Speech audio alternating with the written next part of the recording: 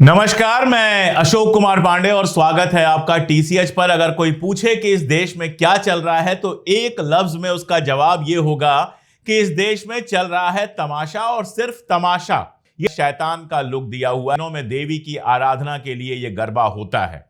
पहले तमाशा शुरू किया गया कि गरबा अगर करना है तो आपको टीका लगाना पड़ेगा, आपको एक देवी देवता की पूजा करनी पड़ेगी। कुल मिलाजुला के हिंदुओं के लिए ही एंट्री है, ऐसा कहा गया गरबा में। इसमें कोई दिक्कत भी नहीं है, ठीक है, आपका त्योहार है, आप एंट्री कीजिए।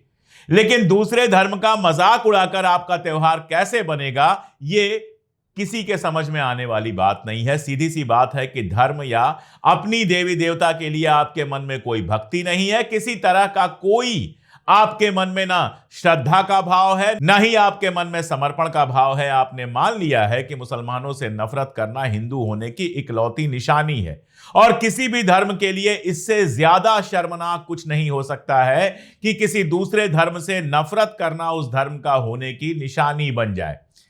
हिंदू धर्म बहुत पुराना है, इस्लाम की पैदाइश से पुराना है, तो जाहिर है हिंदू धर्म में तो ऐसा नहीं हो सकता कि वो इस्लाम से या क्रिश्चियनिटी से या किसी भी और धर्म से नफरत करे। जब आप कहते हैं कि वो दुनिया का पहला धर्म है, सबसे पुराना धर्म है, तो जाहिर है वो किसी की नफरत में तो पैदा नहीं हुआ था। ये हरकतें देखकर बिल्कुल मुझे इजराइल की याद आती है। इजराइल में भी इसी तरह की हरकतें देखने को मिलती हैं, और इजराइल का आज वो हाल है कि सारी दुनिया में वो अकेला पड़ा हुआ है। यही हाल इस देश का भी धीरे धीरे होता जा रहा है।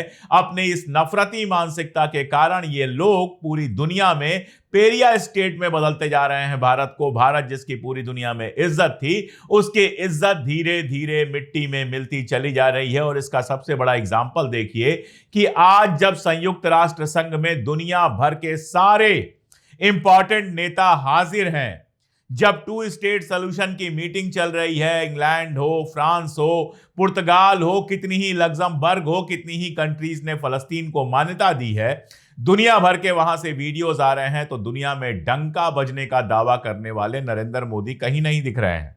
अभी हाल में अमित शाह जी ने कहा था कि बिना नरेंद्र मोदी की इच्छा के दुनिया में कुछ नहीं होता है। लेकिन दुनिया में इतना कुछ हो रहा है, वहां पर आपको नरेंद्र मोदी दिखाई नहीं दे रहे हैं। नरेंद्र मोदी जानबूझकर वहां नहीं गए क्योंकि फलस्तीन के खिलाफ स्टैंड ले नहीं सकते थे, और फलस्तीन के पक्ष में स्टैंड लेते तो भारत में भक्तों को हार्ट अटैक आ जाता। हो सकता है उनको भी वही गाली गलौज सुननी पड़ती जो उनके शासन में विपक्ष को देना सिखाया गया है। पूरे देश में यह तमाशा है। आप सोचिए, आई लव मोहम्मद पर तमाशा हो सकता है? क्या तमाशा है भाई।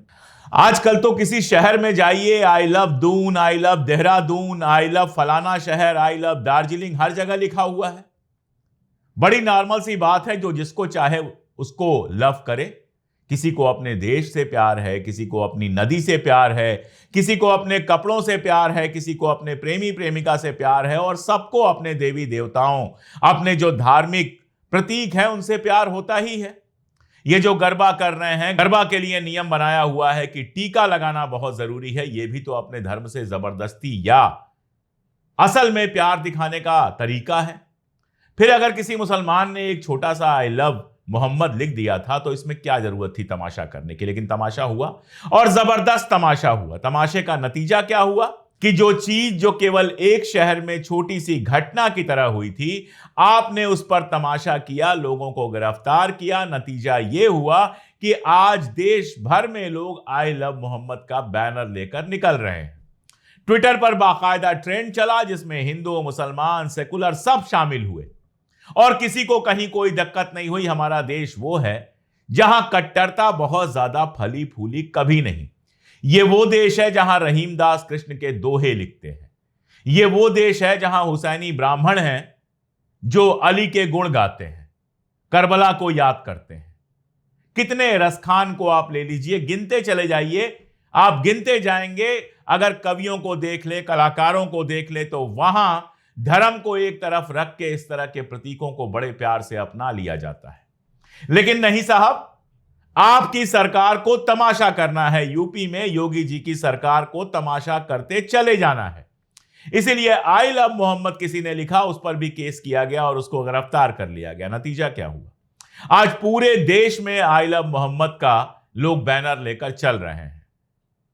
एक पत्रकार कहना तो शर्मनाक होगा उनको, क्योंकि जिस चैनल पर वो काम करते हैं वो पत्रकारिता का चैनल तो है नहीं, वो प्रोपेगेंडा का चैनल है, लेकिन उस पर वो काम करते हैं। वो कह रहे हैं हम भी आई लव महादेव लिखेंगे। अरे लिखो भाई, किसने रोका है? आई लव महादेव लिखो, आई लव श्री राम लिखो, आई लव कृष्ण भगवान लिखो, आई लव पार्वती जी लिखो, कुछ भी लिखो। किसने मना किया है? इस देश में इतने जुलूस निकलते रहे हैं, नवरात्रि है, अभी जगह जगह झांकी सजेगी, कौन रोकता है? कौन सा मुस्लिम आपको झांकी सजाने से रोकता है? कौन सी सरकार दुर्गा पूजा की झांकी सजाने पर किसी को जेल में डाल देती है? कौन सी सरकार कांवड़ यात्रा निकालने वालों को जेल में डालती है? कोई नहीं डालता भाई। ये 2014 के पहले नहीं हुआ है। हम तो 2014 के पहले जवान हो चुके थे, दुनिया देख चुके थे। इस देश में इतनी पूजा, इतनी अर्चना, इतना अरदास, सब कुछ होता है, कोई किसी को नहीं रोकता। इस देश का जब संविधान बना तो अपनी धार्मिक परंपराओं के पालन करने की पूरी छूट दी गई थी। हिंदू हो, मुसलमान हो, सिख हो, ईसाई हो, यहूदी हो, बौद्ध हो, जो भी हो, आपको अपनी धार्मिक परंपराओं को मनाने का, उनका पालन करने का पूरा पूरा अधिकार है। आप ईसाई हैं, चर्च में जाइए, नया साल मनाइए, ईस्टर मनाइए, जो करना है करिए। आप हिंदू हैं, साल भर त्योहार आते हैं, मनाइए, उनको एंजॉय कीजिए, कहीं कोई समस्या नहीं है। आप मुसलमान हैं, आपके त्योहार हैं, आप मनाइए, कोई समस्या नहीं है। ये तो नया नाटक शुरू किया गया है ना कि कोई मुसलमान लिख दे आई लव मोहम्मद तो उसको आप गिरफ्तार कर लेंगे। क्या किसी हिंदू को आई लव महादेव लिखने के लिए गिरफ्तार किया गया है? नहीं किया गया है ना। तो फिर ये तुलना करना, फिर ये तमाशा करना क्या है? और ये यहीं तक थोड़े है, ये जाते जाते घुस जाता है पॉलिटिक्स में। आजम खान साहब, कल उनके बेटे अब्दुल्ला आजम का मैं एक इंटरव्यू देख रहा था और देखकर वाकई मुझे बहुत दुख हुआ। बताइए, एक आदमी जो मिनिस्टर रह चुका है, सीनियर मिनिस्टर रह चुका है, कई कई बार का विधायक है, सांसद है, उसके ऊपर मुर्गा चोरी का आरोप, किसी दुकान के गल्ले से पैसे चुरा लेने का आरोप। कैसे कैसे आरोप, इतने छोटे छोटे भैंस चुराने का आरोप, एक से एक घटिया आरोप, जिनको देखकर लगता है कि लोगों को जबरदस्ती प्रेशराइज किया गया है इस तरह के मुकदमे लगाने का, जिसकी वजह से आजम खान साहब 23 महीने जेल में रहे। रिहाई का टाइम आया तो पता चला कि 3,000 रुपए का एक जुर्माना बचा हुआ है, वरना आज जब मैं आपसे मुखातिब हूं, जब यह वीडियो कर रहा हूं, तो आजम खान साहब आजाद हो गए होते। 3,000 रुपए का कोई जुर्माना था, केवल 3,000 रुपए का, जिसके चलते रोक दिया गया है। अब 10 बजे ऑफिस खुलेगा तो जुर्माना जमा कराया जाएगा। पता नहीं उनकी फैक्स मशीन खराब हो जाए, ना खराब हो तो ऑर्डर आ जाएगा, वो दे देंगे रिसिप्ट कि हाँ भाई जुर्माना मिल गया है, जेल से छोड़ दिया जाए। और अगर खराब हो जाए तो रात हो जाएगी, फिर एक आध दिन टाला जा सकता है। आजम खान जैसे नेता को, जिन्होंने एजुकेशन के लिए काम करने की कोशिश की थी, जिन्होंने यूनिवर्सिटी बनाई थी, कहा जाता है मदरसे बहुत बुरे हैं।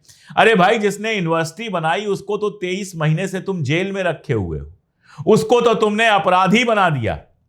मदरसों पे याद आया कि अभी यूपी हाई कोर्ट का एक ऑर्डर आया है जिसमें ढेर सारे मदरसे जिनको बंद किया गया है उनको खोलने की बात है।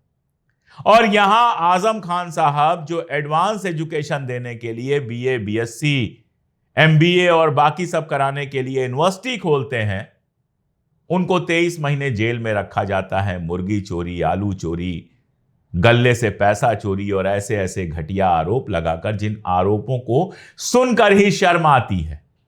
आतंकवाद का कोई आरोप नहीं है, कोई ऐसा आरोप नहीं है जिसमें उनको बड़ा गुनहगार साबित किया जाए।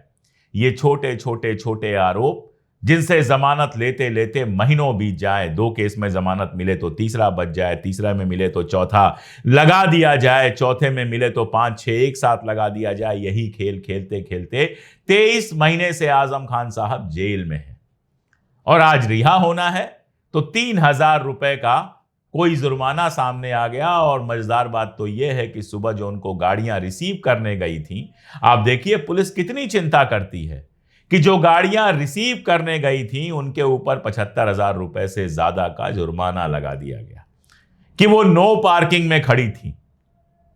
अगर सरकारी दफ्तरों के सामने नो पार्किंग वाला रूल लागू कर दिया जाए तो हर सरकारी दफ्तर के सामने से रोज 1 लाख 2 लाख रुपए पुलिस आराम से वसूल सकती है। और अगर नेताओं से पैसा वसूलने लगे नो पार्किंग जोन का तो फिर तो कोई गिनती ही नहीं है। यहां कंडीशन यह है कि थार से दबाकर मंत्री का बेटा लोगों को मार देता है और मंत्री जी इस्तीफा तक नहीं देते हैं, लेकिन आजम खान परिवार के ऊपर 350 से ज्यादा केस किए गए हैं। उन पर, उनकी पत्नी पर, उनके बेटे पर, जाने किस किस पर। उनका कसूर सिर्फ इतना है कि आवाज जरा तुर्श है और यूनिवर्सिटी बनाने की उन्होंने कोशिश की। तो अगर मैं कहता हूं कि देश में सिर्फ और सिर्फ तमाशा चल रहा है तो क्या गलत है? और तमाशों का कहीं कोई अंत नहीं है। धर्म की बात सुन ली, जाति की बात भी आप सुन लीजिए। रोज खबर आती है, आप अगर अखबार गौर से पढ़ेंगे तो रोज खबर आपको मिलेगी कि सीवर की सफाई करते हुए कोई दम घुटने से मर गया। दुनिया भर में सीवर की सफाई के लिए मशीनें आ गई हैं। हमारे मोदी जी स्वदेशी की बात करते हैं, चिप की बात करते हैं, शिप की बात करते हैं, लेकिन इस छोटे से सवाल का जवाब किसी के पास नहीं है कि सीवर सफाई आज भी मनुष्य क्यों कर रहा है, इंसान क्यों कर रहा है। और जब सीवर सफाई होती है तो इसमें दलित ही जाते हैं। कोई ऊंची जाति का आदमी सीवर की सफाई करने नहीं जाता है तो जाहिर है जो मरते हैं वो नीची जाति के हैं। इसको खत्म नहीं किया जाएगा, लेकिन एक ब्लैंकेट ऑर्डर आता है कि यूपी में अब आप जाति का इस्तेमाल नहीं कर सकते। पुलिस रिकॉर्ड में आरोपी की जाति नहीं लिखी जाएगी, नोटिस बोर्ड में नहीं लिखी जाएगी, वाहनों पर जाति नहीं लिखी जाएगी, कस्बों और शहरों में जाति महिमा मंडन करने वाले बोर्ड और साइन हटाए जाएंगे। राजनीतिक मकसद से होने वाली जाति आधारित रैलियों पर पूरी तरह से प्रतिबंध होगा। और ये खबरें आने के बाद मेन स्ट्रीम मीडिया चलाने लगता है कि यूपी से जातिवाद खत्म होगा, इससे जातिवाद खत्म हो जाएगा। इसके बाद पंडित जी लोग और ठाकुर साहब लोग जो हैं वो दलितों को बराबरी का सम्मान देने लगेंगे। इसके बाद उत्तर प्रदेश में जाति भेद खत्म हो जाएगा। सीवर की सफाई का काम दलित जातियों की जगह तथाकथित सवर्ण लोग करने लगेंगे। जरा इस सवाल का जवाब दीजिए, कौन सा जातिवाद खत्म हो जाएगा? जहां चमड़ी के अंदर तक जातिवाद घुसा हुआ है वहां कौन सा जातिवाद खत्म हो जाएगा यूपी सरकार के इस आदेश के बाद? बुरा नहीं है आदेश, ठीक ठाक आदेश है। गाड़ियों वाड़ियों पे जो आजकल ठाकुर, पंडित, जाट ये सब लिखा रहता है, ये सब हट जाएगा तो अच्छा ही लगेगा, सड़कें ज्यादा खूबसूरत लगेंगी। लेकिन एक बात और याद रखिए, जाति के आधार पर संगठन सबसे ज्यादा अगर बनाते हैं तो पिछड़े और दलित बनाते हैं। एक बहुत सीधा सा मामला है कि जो उत्पीड़ित होते हैं वो एक साथ इकट्ठा होना चाहते हैं अपनी चेतना को एक सामूहिक रूप देने के लिए। ब्राह्मण महासभा भी बनती है, हर पार्टी ब्राह्मणों का अलग महासम्मेलन कराती है, कायस्थ महासम्मेलन कराती है, राजपूत महासम्मेलन कराती है, उन वोटों को एक साथ लाने के लिए, अपने साथ जोड़ने के लिए। आपको क्या लगता है कि इसके बाद खत्म हो जाएगा? एकदम खत्म नहीं होगा। कायस्थ सम्मेलन की जगह किसी कायस्थ नेता, मान लीजिए लाल बहादुर शास्त्री का नाम ले लिया जाएगा कि लाल बहादुर शास्त्री स्मृति सम्मेलन। सब कुछ बातें वही होंगी, बस सम्मेलन का नाम बदल जाएगा। आप उदाहरण चाहते हैं? हमारे मित्र राजकुमार भाटी जी गुर्जरों का एक सम्मेलन करवा रहे हैं। इस आदेश के बाद उन्होंने लिखा कि इसको पीडीए सम्मेलन कहा जाए, गुर्जर सम्मेलन की जगह पीडीए सम्मेलन कहा जाए। तो उसके नीचे तमाम लोगों ने कमेंट करके आइडिया दे दिया कि कैसे वही सम्मेलन होगा, बस नाम बदल जाएगा। यह केवल गुर्जरों के लिए सच तो नहीं है, यह सभी के लिए होगा। अपनी जाति के किसी नेता का नाम लेते आएंगे, किसी देवता का नाम लेते आएंगे, किसी प्रतीक का नाम लेते आएंगे, कहीं कोई सम्मेलन बंद नहीं होंगे। गाड़ियों से नाम जरूर हट जाएंगे, लेकिन गाड़ियों के अंदर जो बैठे होंगे उनके दिमाग में जाति उतनी ही भरी होगी। पुलिस की तहरीर में जाति का नाम नहीं लिखा जाएगा, लेकिन यह तो होगा कि जिस जाति का मुख्यमंत्री होगा उसके ज्यादा से ज्यादा पुलिस अफसर भरे जाएंगे। यह तो होगा कि दलितों के साथ थानों के अंदर वो सम्मानजनक व्यवहार नहीं होगा जो तथाकथित ऊंची जातियों के साथ होता है, पैसे वालों के साथ होता है। और ये हमारे देश में आम चलन है। एक रिक्शे वाला अगर सड़क के नियम तोड़ता हुआ दिख जाए तो पुलिस वाला उसको थप्पड़ लगा देगा, लेकिन एक मर्सिडीज वाला अगर यही करेगा तो उससे कहेगा सर आप तो कम से कम समझिए रोड के रूल को, इससे ज्यादा थप्पड़ लगाने की उसकी औकात नहीं होगी।